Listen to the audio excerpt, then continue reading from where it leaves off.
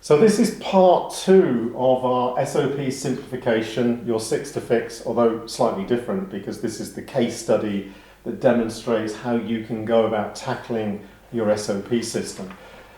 In part 1, we ran through with this particular client the challenge they were facing, how we got them to focus on the SOPs of greater importance, how we then ran the workshop, a dedicated workshop, provided them with the underpinning knowledge that they would need to simplify these SOPs.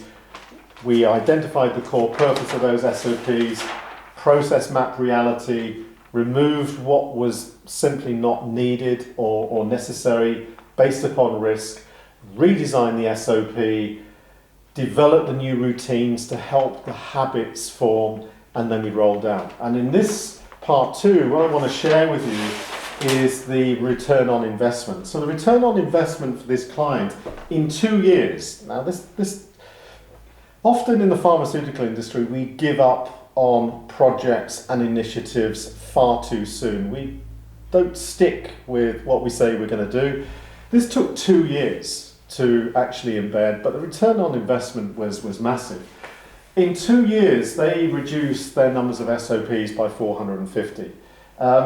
More importantly, they reduced the average number of pages from 36 to 11. They replaced those words the brain doesn't like, often doesn't recognize, with pictures, with schematics, with process flows. Remember, words in instructional documents simply do not work.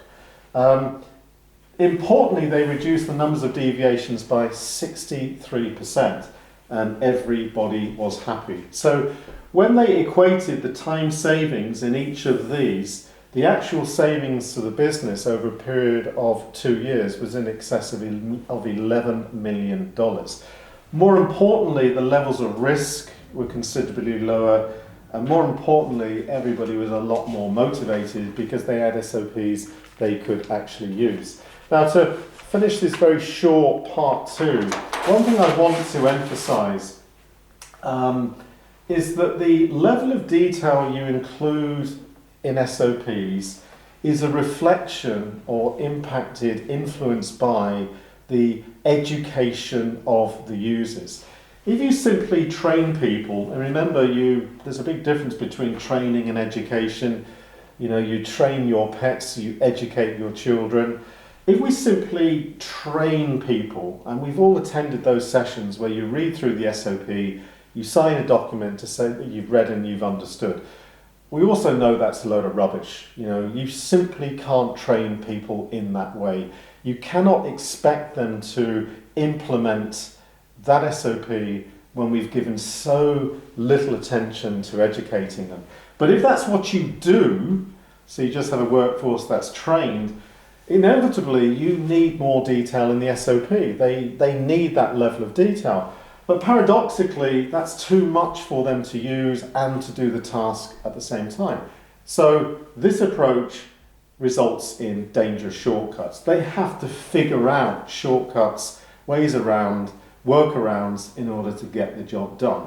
However, if you educate people, if you please take a look at the 6 to fix and 6 on education practices that tells you how to educate rather than train. But when you take time to educate in the 10, 20, 70 process way, you can reduce the level of detail in your SOP. You don't need that excessive detail because the users understand the why, not just the how. So that simplification that we covered in part 1 assumes you have an educated workforce.